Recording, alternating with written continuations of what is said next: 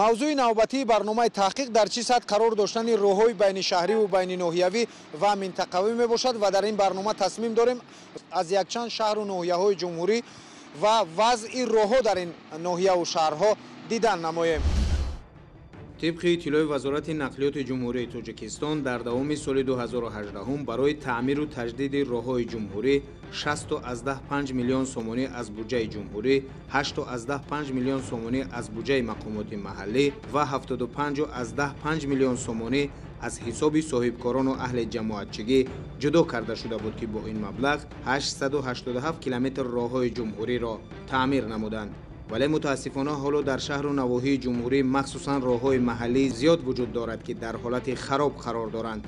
در هفته ثبت برنامه در چند شهر و ناحیه‌ای که بودیم کوشش کردیم راههای را نوار بگیریم که در مرکز شهر و ناحیه ها قرار دارند یا به این مرکزها در مسافه نزدیکند.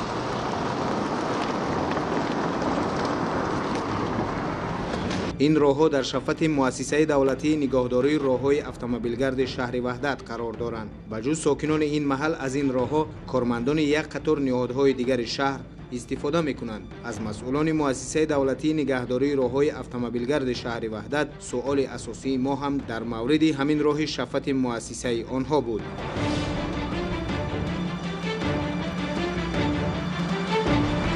مؤسسه دولتی نگهداری شهر وحدت 352 کیلومتر راه میباشند. از جمله راههای بین‌المللی 44 کیلومتر، راههای جمهوری 67 کیلومتر و راههای محلی 247 کیلومتر میباشند. این راهها در موازنه ما نیستند.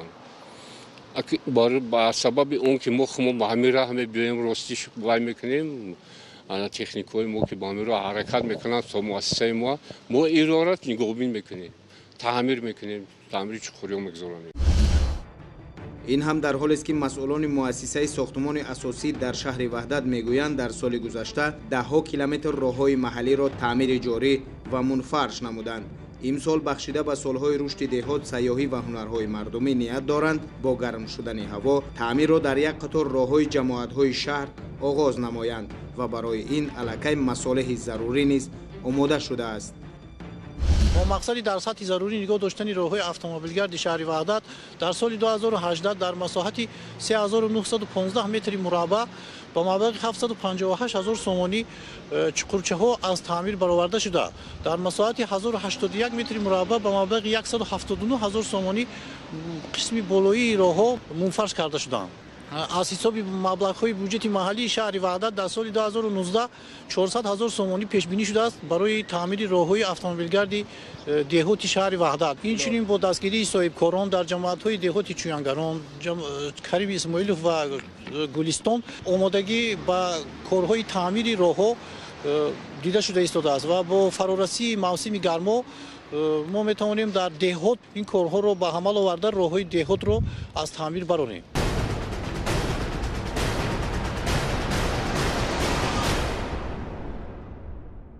رانندگان میگویند در بیشتر موارد چقوری‌هایی که در راه‌ها موجود هستند باعث به شکستن نقطه‌های گوناگون نقلیات‌ها می‌گردد.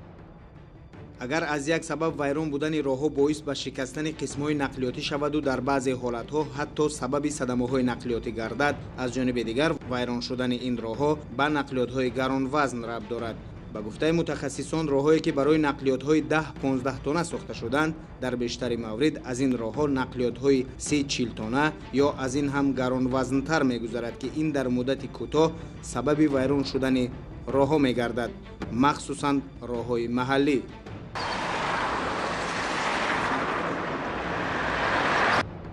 در حدود ناحیه رودکی هم راه‌های محلی در بعضی دهه‌ها در حالت تعمیر طلب قرار دارد. مسئولان مؤسسه دولتی نگهداری راه‌های اتومبیلگرد ناحیه رودکی در سال جاری نیت دارند حدود 50 کیلومتر راه‌های محلی را که به گفته آنها در حالت بد قرار دارد پیش از همه تعمیر جاری نمایند. در سال 2018 در مؤسسه زیاده از 5000 متر مربع تعمیر جاری و زیاده از 2000 متر مربع تعمیر اساسی گذرانده شده است. در مؤسسه 150 کیلومتر راه‌های محلی می باشد که این هم باشد زیاده از 50 کیلومتر در حالت خرابی قرار دارد.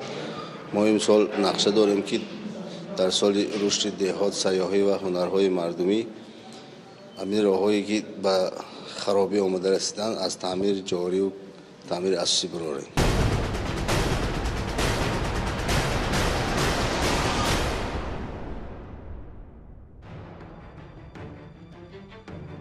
همانگونه که به همگان معلوم است در اکثر دهات شهر و ناحیه‌های جمهوری راههایی که تعمیر طلب هستند وجود دارند. در ناحیه شهرنو برای تعمیر و از نوسازی و تعمیر جاری نمودن راههای محلی حدود ناحیه از بودجه محلی نسبت به سال گذشته مبلغ‌های بیشتر جدا کرده شده است. به گفته همصحبت ما سال جاری از بودجه محل برای این کارها 100,000 سومانی جدا کرده شده است که در سالهای گذشته این مبلغ 60,000 سومانی را تشکیل می‌داده است.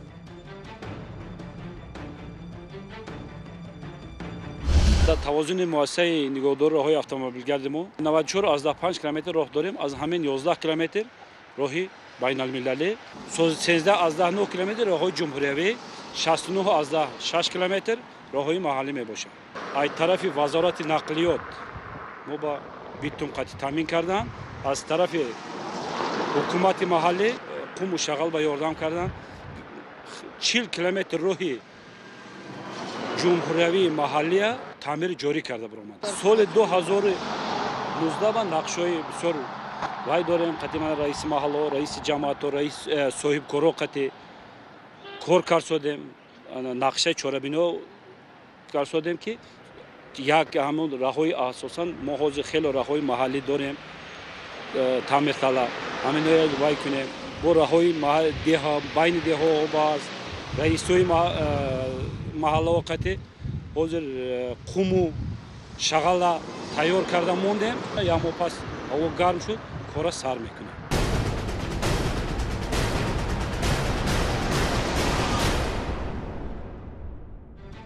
در چند شهر و ناحیه‌ای که نوار می‌گرفتیم قطعه‌های راه‌هایی را ثبت نمودیم که به مرکز شهر و ناحیه‌ها نزدیک بودند. مقصد همین بود که اگر راه‌های نزد مرکزها چنین است پس راه‌های دهه‌های این شهر و ناحیه‌ها در کدام سطح قرار دارند.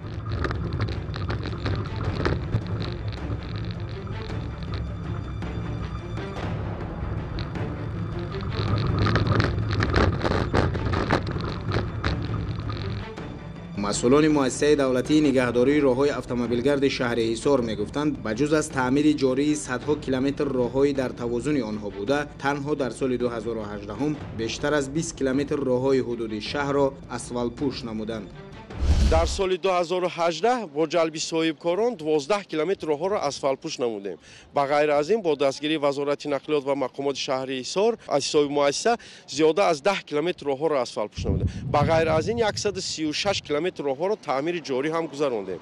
به غیر از این 176,000 متر کوادراتی تخت و هموار نمودنی برای راهها شده گذشت در سال گذشته.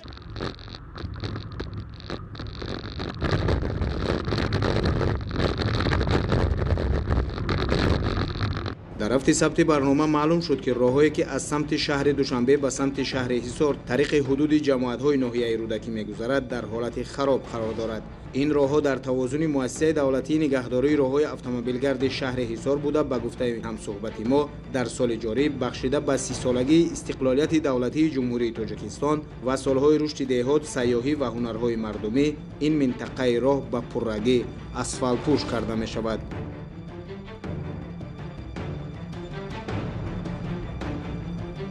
در توازن مؤسسه 246 کیلومتر راه موجود است. از این 24 کیلومتر راه بین المللی، 46 کیلومتر راه جمهوریوی، باقی 176 کیلومتر راه محلی می باشد. بخشیده به جشن 30 سالگی استقلالیت دولت جمهوری تاجیکستان در سال 2019 با دستگیری وزارت نقلیات و حکومت محلی شهر حصار با جلب صاحبکاران در نقشه است که 30 کیلومتر راه را اسفالت پوش نماییم. راهی که ما حضور داریم دوشنبه این حصار 8 از 7 کیلومتر راه موجود است در توازن مؤسسه، چخیلی که عین حال در حالت تعمیر طلب وجود دارد. در نقشه است که همین راه با پررگی اسفالت پوش کرده می شود در سال 2019.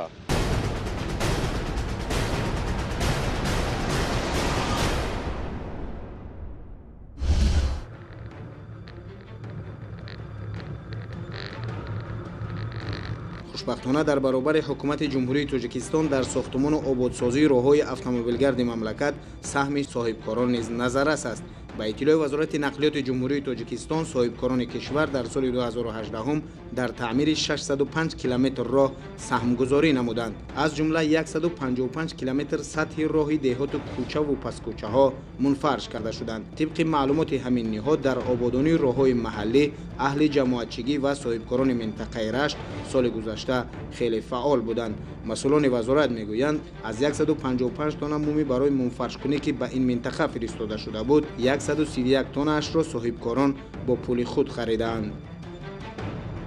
дар солҳои рушди деҳот, сайёҳӣ ва ҳунарҳои мардумӣ масъулини шаҳру ноҳияҳоро зарур аст ки пеш аз ҳама дар обод кардани роҳҳои маҳаллӣ саҳм бигиранд, чун ободии ҳар деҳот аз роҳҳои ӯ вобаста аст ва соҳибкоронро низ зарур аст ки дар ин солҳо барои обод кардани як гӯшаи деҳаи худ ё ноҳияву шаҳри худ саҳм бигиранд.